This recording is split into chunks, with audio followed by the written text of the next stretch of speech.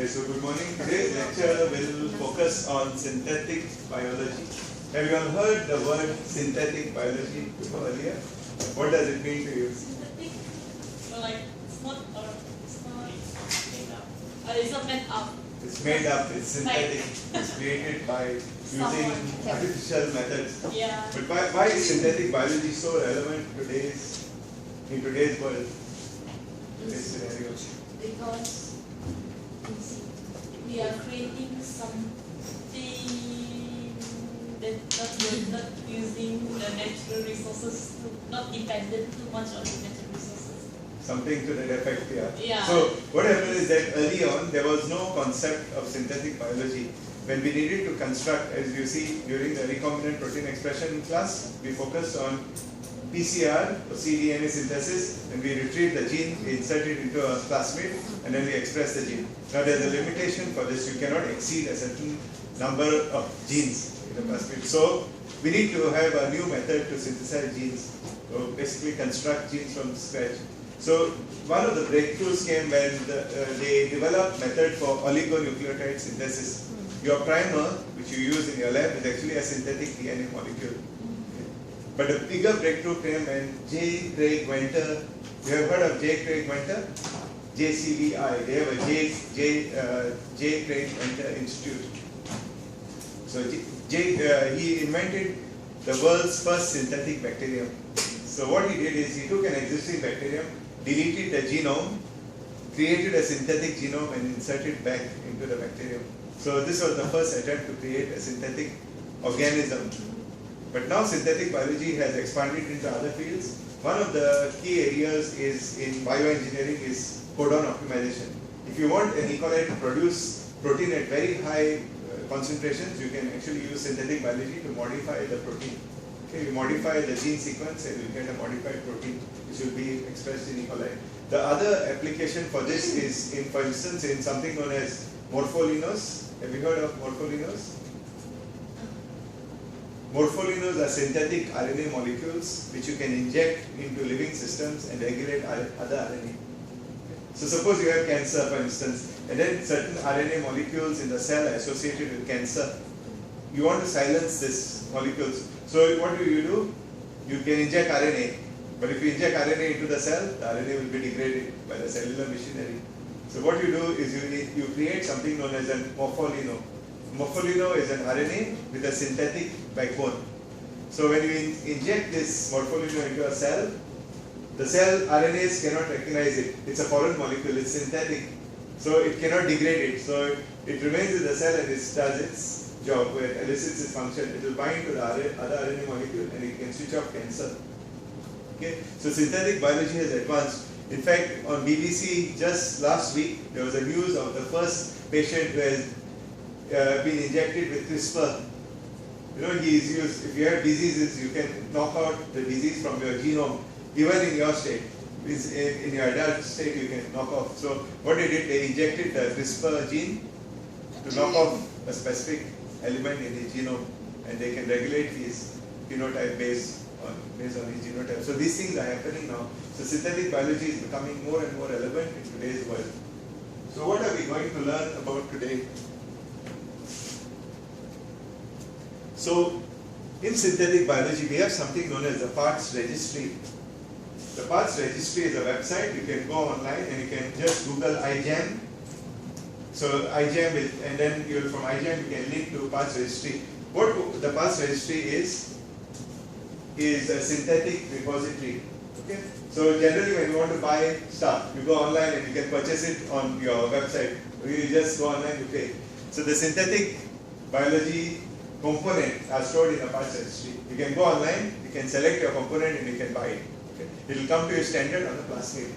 You can buy all the genes which you want on plasmids. In fact, the reason why they made a synthetic biology consortium is because they need to create an open source registry. You know, if for instance, if you want to synthesize a gene and it's 1 kb, 1000 bases, you need to pay around $300 to $400 to synthesize this gene. But not all people can afford to buy a $300 to $400 gene. So what they did, they made a synthetic biology and they did the parts registry. So in the parts registry, you can purchase genes. but they are at a minimal cost. You just, some of the genes you just have to pay shipping. So once you become a member, you pay a one-time fee and then you can ship. So it's a two-way process. So when you develop new genes, you upload. You send your gene in the plasmid, and then when you want to receive, you download. So it's a two-way process. So using this approach, you can develop your synthetic gene construct. So you don't have to keep reinventing certain genes. For instance, some genes have been synthesized, but if you do the synthesis again, it's redundant. So you can buy or retrieve the genes from the parts registry. So in the parts registry, right, they have adopted an electronic technology. You know, in electronic, when you do electronics, you have resistor, transistor, capacitor, and then you have the PNP, NPN transistor.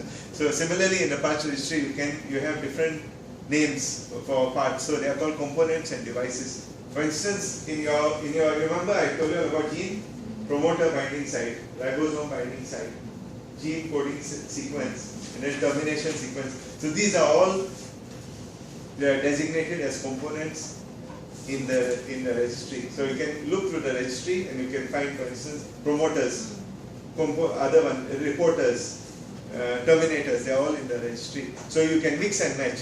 And when you join parts together, it's called a device. For instance, in electronics, if I have a transistor, resistor, capacitor, and an induction coil, I join them together, I can make a radio. Okay, so that becomes a device. In this one, you join promoter, RPS, gene, and then you join a terminator, and you have a gene. That's a device. So that's why the terminology is slightly different in synthetic biology. So they are called parts and devices. So when you want to construct this device, how do you do it? Can you guess how you will join or construct a device? Suppose I want to construct a radio.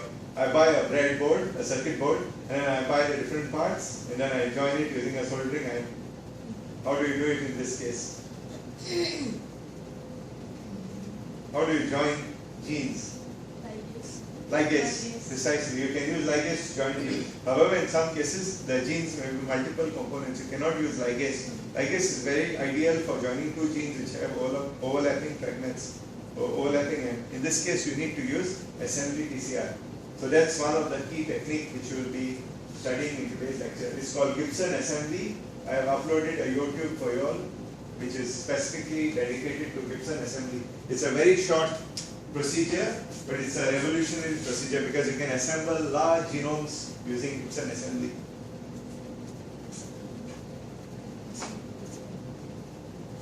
Okay, as you mentioned, as we discussed earlier, synthetic biology is based on development of de novo molecules. So, for instance, if you have an enzyme molecule which exists in nature and it performs a certain role, for instance, you have cellulase, it's degrading cellulose, okay, into its components, but you want to make a more advanced or more efficient version of cellulase, you can actually create it using synthetic biology. All you need to do is modify the active domain of the enzyme. So maybe in nature that does not exist. So you created a new element, which is a new molecule. This can be patented. So that's where the industrial application comes in. Many of the synthetic molecules can be patented, except those which are open source, which you cannot patent. But once you have a synthetic molecule, you have a new design, it works, you can patent it. Take for instance a viral coat protein. A viral coat protein is very difficult to retrieve because it's produced by virus. You'll have to obtain cDNA, you'll have to reverse transcribe, clone and express. But suppose you had the sequence online at the gene bank. You can download the sequence, you can select a region which you need to clone and express, you create a synthetic molecule. And you can codon optimize. Once you codon optimize, the DNA sequence will change. And once the DNA sequence changes, it becomes your IP. It's like a book. You have all the words, you combine them together, you copyright, you have a book. That's what's happening in synthetic biology. And if you have many genes together, you can have a new organism. And you can copyright it. So this is opening up new door for commercialization. That's why it's become very, it's gained, established as a field in the current scenario. Doctor, like for the viral coat protein, why don't they just inject the synthetic to create vaccine? You can, that's the basis for plasmid DNA vaccine. what they do is they find you have your viral code protein. Not all of it is immunogenic. It won't elicit an immune response. You can use bioinformatics algorithm to screen for specific domain which will elicit an immune response. You create sub-molecules. For instance, you have your amino acid 300 amino acid long, you just make 100, 100, 100. You take 100, you clone them into plasmid with a promoter which is working, which will function in a, for example, a mouse system. You inject them into mice and check for antibodies. It's being done all the time. Okay? So that's how they develop the modern vaccines using plasmids. Because when you inject a plasmid into mice, you will have an immune response to the plasmid as well, because DNA. However, there will be a response to the protein which will be expressed as well. So usually in mice you can use the CMP promoter. Okay, so these are some of the examples. For example, bacteria can be used as sensors to detect chemical molecules. Okay, so if you fuse, for example, if I have a promoter which is heat-driven promoter fused to a fluorescent protein, when a certain temperature is attained, the bacteria will fluoresce. Now, what's the application for that? You can use it for instance, monitoring temperature in a cold chain. You can have this bacterial protein in the system, and it will monitor the temperature. For instance, if the temperature during transit exceeded a certain time, you can actually see it because the bacteria will be glowing. Okay, so things like that can be done. Viruses, as you mentioned, viral plasmids used for injection. Then bacterial cells which are engineered to secrete proteins in response to environmental cues. This relates to bacteria. For instance, you want to have a bacterium which will remain in the soil, you have it in your garden, and only under certain circumstances, when there is an environmental change, it will secrete a plant growth hormone. Bacteria produce auxins. Okay, so maybe you can adjust the concentration of nitrogen in the soil, and then the bacteria will release the hormone, and it won't release under other circumstances. So these things are regulated. So all of this can be done by using the right promoter. As I mentioned earlier, the promoter is the switch. You use the right promoter, you can do the right, you can switch on. It's a switch. Yeah, that's why they look at it as electronic format, right? It's in silico format. So you can switch on and switch off pathway in response to stress and things of that nature.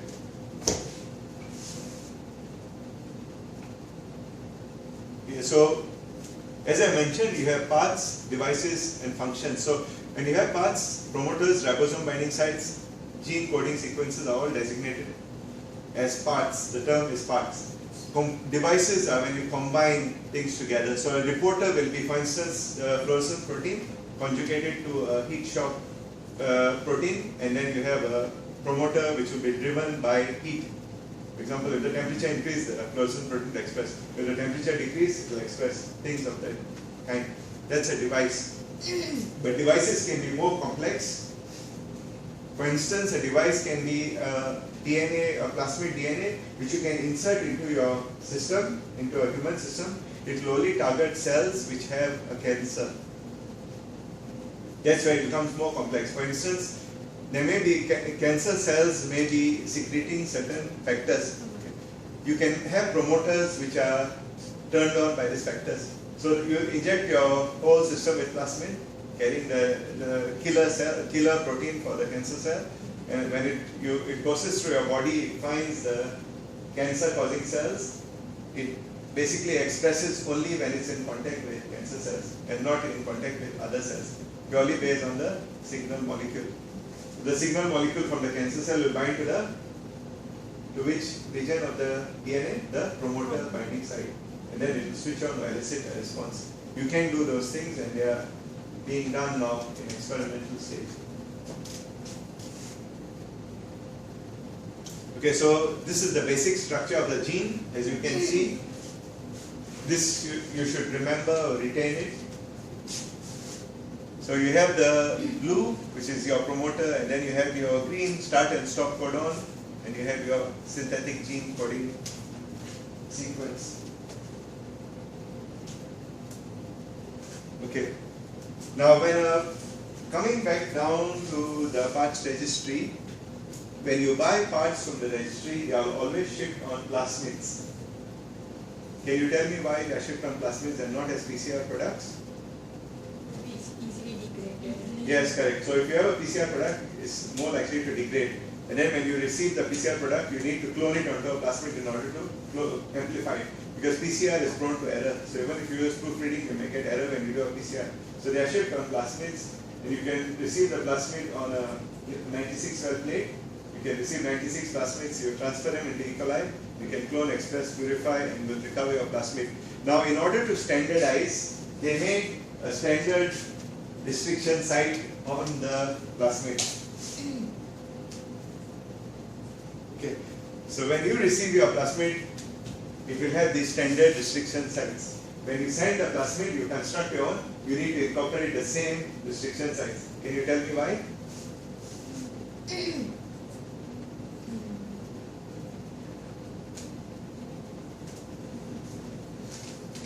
It's like this.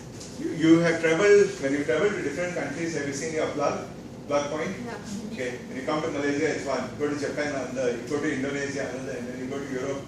Different countries may have their own. So there is no interoperability. You have to buy a new adapter. So just imagine how many enzymes are there. We have about 300 to 400 restriction enzymes. If everyone put in his or her own restriction enzyme, when you receive these plasmids, you will have a big job because you have to buy all the enzymes.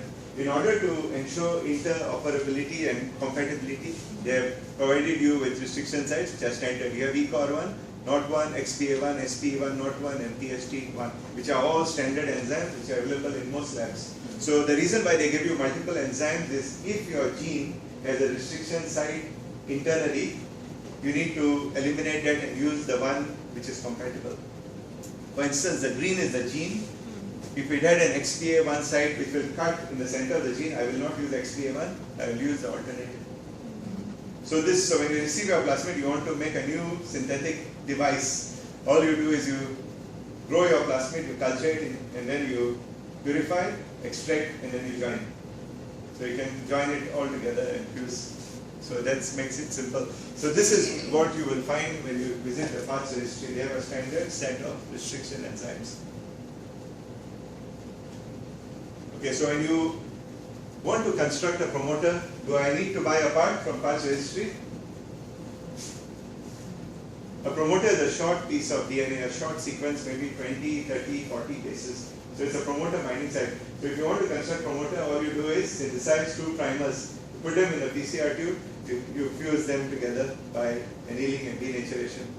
So you just fuse and then you have your promoter. Because promoter is only 20 to 40 bases, promoter binding site. So you can actually create a small molecule. Just PCR oligo, you can synthesize up to 60 bases. It's cheaper. But if you order the promoter, it's more expensive because you have the minimum size for orders is about 200 bases in the current scenario. So it's easier to identify a promoter, develop or synthesize two oligos, and then you just ligate or join them together in a PCR tube. So you have forward and reverse and you join them together. Okay, so when you look through the parts registry, you will see a symbol like this, which is an arrow. So this is the symbol for the promoter. Okay, generally when we designate in most textbooks, you will see an arrow facing forward. That's a sign of promoter, and an arrow facing in the reverse direction, which is a terminator. So in the parts registry, you will see the symbol, which is designates a promoter. So among the promoters, you have many types of promoters. First one is constitutive. As the name suggests, the promoter will work under all circumstances. Whether you induce it, you don't induce it, it's still working. So in the human body, right, for instance, housekeeping genes are expressed using constitutive promoters. The second one is positively regulated. Positively regulated means when you give the cell a certain cue, the gene will express. For instance, bacteria, heat shock. I give the bacteria heat shock, they will express the protein.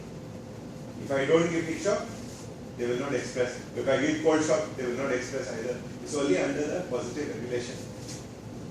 The third one is negatively regulated. Negatively regulated means under normal circumstances, the promoter is expressed.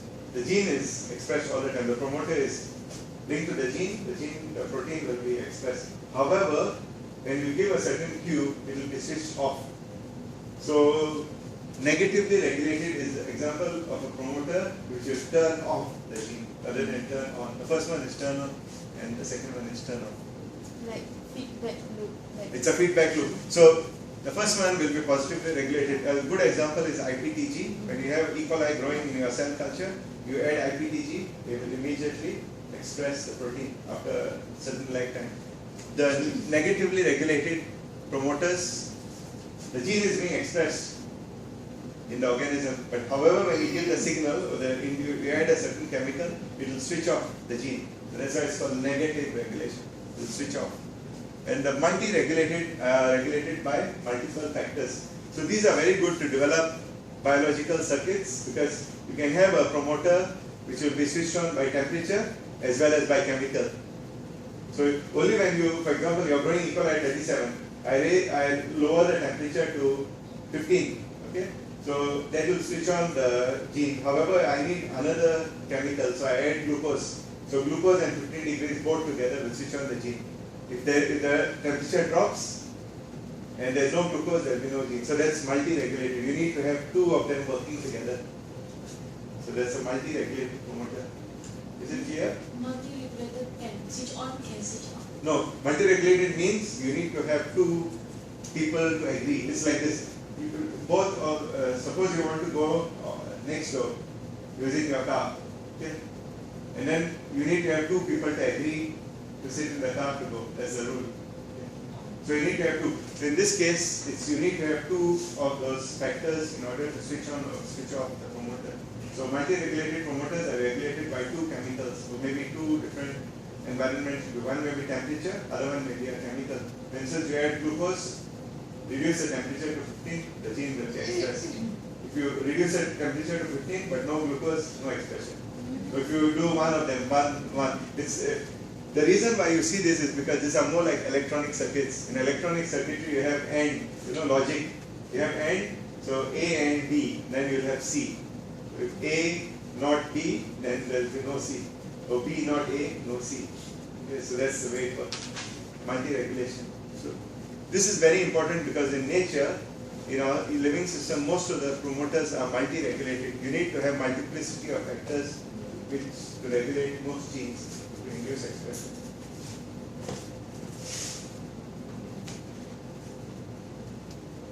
Okay, these are regulated promoters. So promoters have strength. Okay? Some promoters are strong promoter, some are weak promoters. Now in living systems, the strength of the promoter determines its utility. Under certain circumstances, a strong promoter may not be good. And under certain circumstances, a weak promoter also may not be good. For instance, if you are an industrial biotechnologist, you want to produce protein with a fermenter using yeast, bacteria, or other cell line. You need to have a strong promoter because you need to increase efficiency. Okay. The other aspect is this. Suppose you are working in vivo system. If you have a strong promoter, you know what will happen? You will have overexpression of certain genes. When a gene is overexpressed in the system, it will utilize all the amino acids, all the nucleotides. So the other genes will be imbalanced. There will be an imbalance in the cell. So under certain circumstances, you need to have weak promoters. Now the way you determine the strength of the promoters is by using a specific assay.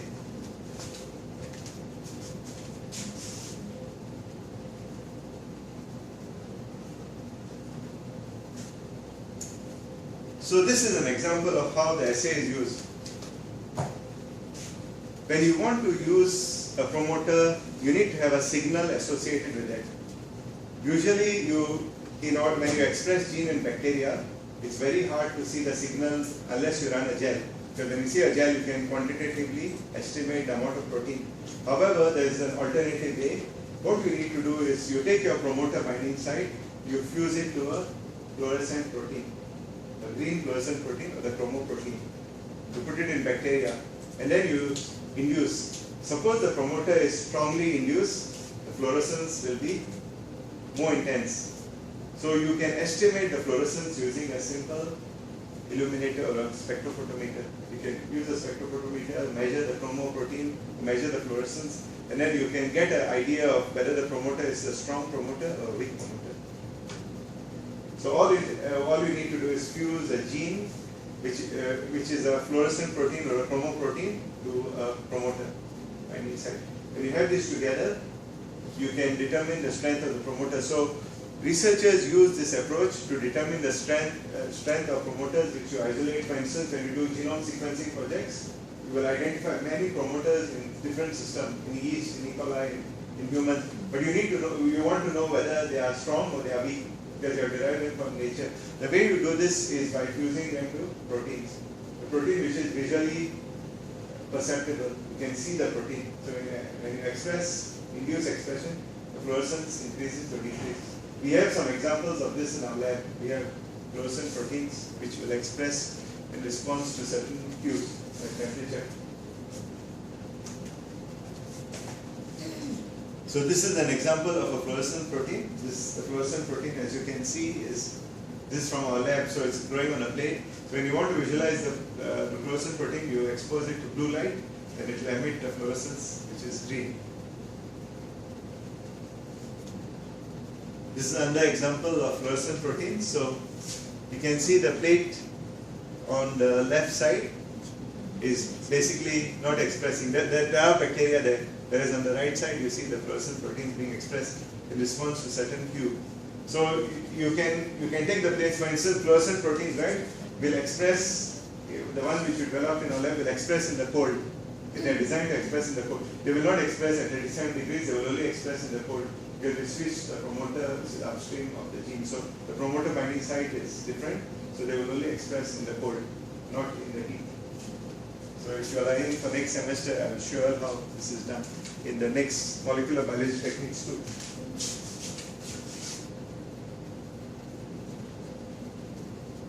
Okay, now as I told you, designing promoter binding site, all you need is 2 oligos, forward and reverse. You put them in the tube, in a PCR tube, and then you denature, and you will have your promoter block. So this promoter block, you can use ligase and join it to gene.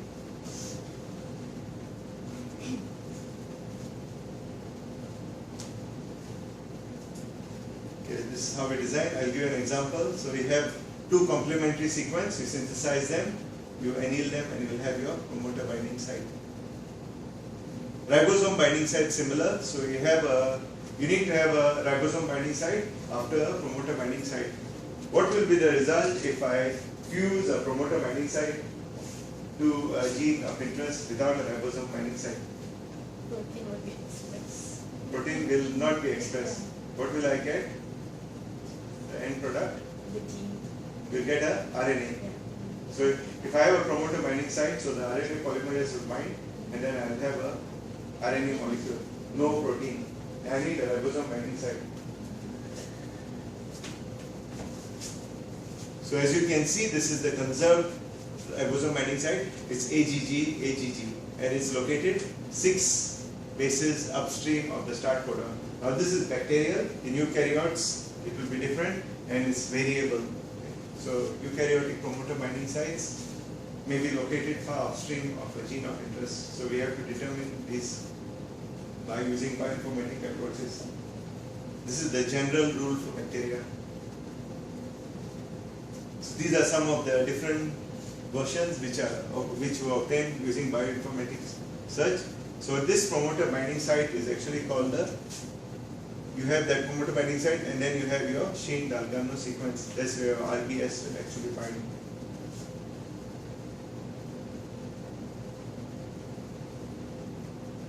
So this is a diagram which shows you the most frequently occurring codon for the binding site, ribosome binding site. Do you know what it represents? How you will interpret? How do you interpret this? How do you interpret this diagram? You will come across it in bioinformatics if you study. Ever you take up bioinformatics, so what's that diagram representing? So you have A, T, and G. So you have A, T, and G. So this represents the frequency of that particular nucleotide when they analyze a multiplicity of RPS, ribosome binding sites. So they have taken a multiplicity, maybe thousands or millions of RPS, and what they found out is at this position T and G is always present. So it's 100%. So you see T and G vary the size, the magnitude, and then you see A, G and T.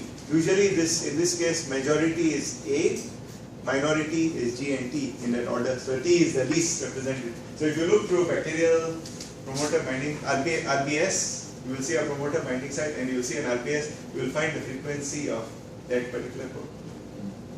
The rest are all variable. So this indicates the frequency of each. So the size, the magnitude indicates the frequency of that particular nucleotide in that position. Okay, these diagrams are very common in bioinformatics. You see them, given certain genes, they will have certain frequency of usage of nucleotide based on the... So, doctor, the highest one, ATG, is the highest frequency. A will be at the highest frequency, G and T, which are below that, will be at lower frequencies. The smaller ones which you see, the T and G are obviously 100%. They are always found in all genes. Okay. Highest frequency of... Frequency of occurrence. What they did is they will go through the ribosomal database, for example, RBS, binding site database. They will compile all of them together and they do the statistical analysis to find out which is, they see each position. So 0 position will have A, G or T in that order. Position 1 will always have T, position 2 will have G. So that's a statistic analysis. For instance, they analyze the population and they find out that at age 15 people will start using this technology. Okay, that's a frequency of usage, right? So this is the frequency of occurrence. That's the way they use. Is it clear? You understood the concept of this diagram? It's important because you'll come across it in your when you use bioinformatics. Is clear concept? Okay. Now, as I mentioned to you, riboswitches. Some of the riboswitches, right, are based on the RNA hairpin. Now, riboswitch is something which is turned on or turned off in the presence of certain environmental cues. So, riboswitch is a configuration of the RNA. You all have heard of riboswitch? Never heard. Did not hear about riboswitches. Okay. A riboswitch is, as I mentioned to you, you have your RNA transcript. Okay, your RNA transcript. RNA assumes a secondary structure based on the internal Watson-Crick base pairing. For instance, if the RNA became like a hairpin, your transcript from your gene is actually emerging like this. It's linear, except there's a hairpin. What will happen if the ribosome, when it reaches this point? Stop. It will stop. The ribosome will stop, and you won't have complete translation of this protein. Now look at it in terms of riboswitch. What if I could enable this hairpin to become linear by changing the temperature? This hairpin, for instance, the cell is growing at 37 degrees centigrade. Okay, at this point, you have this. When I increase the temperature of the cell to 42 degrees